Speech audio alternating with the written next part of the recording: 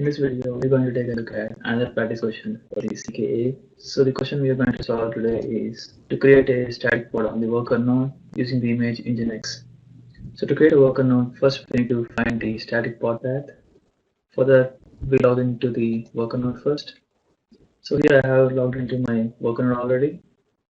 So to find the static pod path, we need to find the configuration file of the kubelet.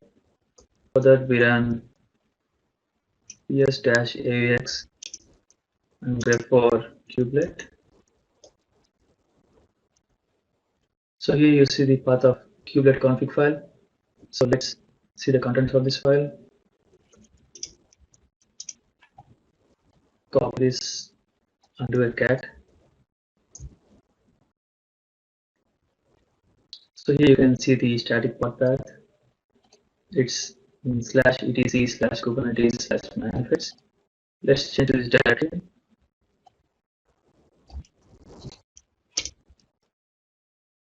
And now let's go to our master node and create a template file for Nginx.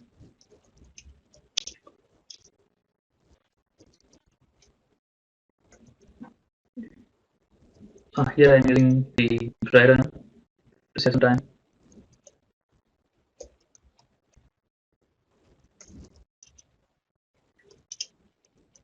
I'm going to output this into the terminal. Let's copy this and create a file in /manifest.